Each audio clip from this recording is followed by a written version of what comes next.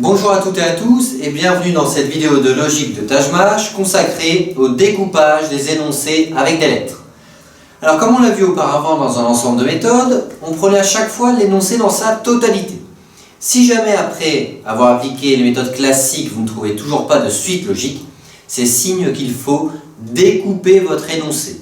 Il y a trois manières de découper un énoncé. Soit par la gauche, c'est-à-dire qu'on isole la première lettre et on met les deux autres lettres ensemble, soit par la droite, c'est-à-dire on isole la lettre de droite et on met les deux autres lettres ensemble, soit on peut couper aussi bien par la droite que par la gauche.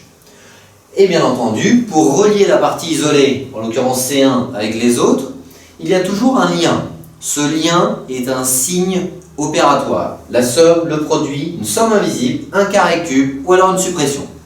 Commençons de suite par la somme. C'est le cas le plus classique et assez fréquent. Ici, on a quoi? On a H8, C3, E5. On se rend bien compte que 8 est égal à 3 plus 5. Si jamais j'avais décidé de couper vers la droite, j'aurais eu 15 est égal à 11 plus 4.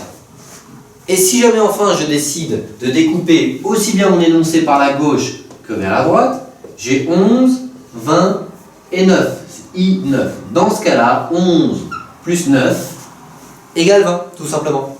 Donc ce type de découpage marche aussi bien pour les lettres que pour les chiffres, comme on l'a vu dans notre vidéo précédente. Passons à présent au deuxième critère, les produits. C'est exactement la même chose, simplement on va multiplier. Ici on a quoi? 9, 3, 3. Ça fait donc 3 fois 3 égale 9. Donc je pourrais très bien avoir un résultat qui me fait par exemple B, C, c'est-à-dire 2 fois 3, 6, B, C, F. Ici on a quoi? 2 fois 8 égale 16. Vous voyez, à chaque fois la partie isolée là, c'était C3. Et enfin, si on découpe aussi bien par la gauche que par la droite, ici on a BTJ, 2 fois 10, 20. Vous voyez, c'est pas très compliqué, il faut simplement avoir l'œil et être vigilant. Troisième critère, un peu plus compliqué, la somme invisible.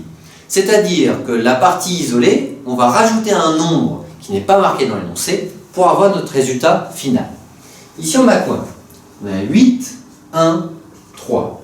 En d'autres termes, 8 pour aller à 13. Je dois rajouter 5. C'est pour cela qu'on appelle ce critère-là somme invisible. On rajoute, on additionne à la lettre H un nombre ou un chiffre qui n'est pas visible pour faire le résultat. Ensuite, A, E. On a 1, 1, 5. Étant donné que c'est coupé par la droite, on doit relier 11 à 5. On doit donc faire un plus 6, étant donné que c'est une somme invisible.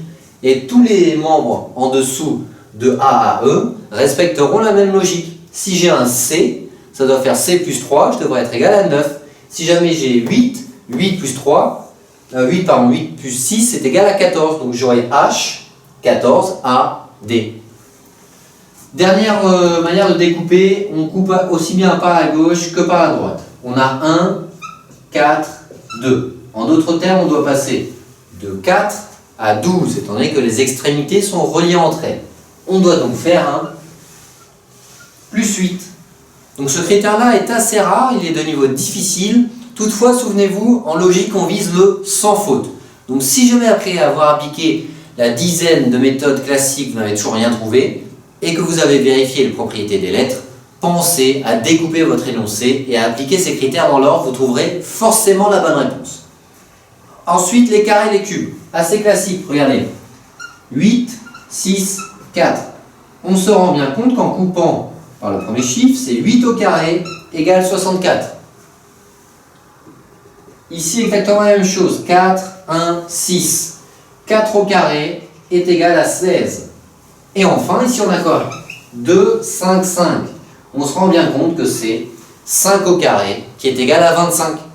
Donc c'est toujours le même processus qu'on applique. La partie isolée, on essaie de la relier au reste de l'énoncé avec un signe opératoire et ils sont tous marqués sur la partie gauche de votre tableau. Enfin, la suppression. Vous avez le droit de supprimer une colonne de votre énoncé à la seule et unique condition que cette suppression débouche directement sur une suite logique. Regardez ici, ça va vous sauter aux yeux, j'en suis sûr. On a 20, 2 et 5. 20, 2, 5. Si je supprime le t, il me reste quoi?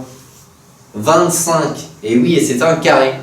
Du coup, si je supprime à chaque fois ma première colonne, j'aurai toujours un carré composé des deux chiffres qui représentent les deux rangs alphabétiques des deux lettres. Ici, c'est exactement la même chose. 2, 5, 11. Je supprime le carré. Et il me reste 25.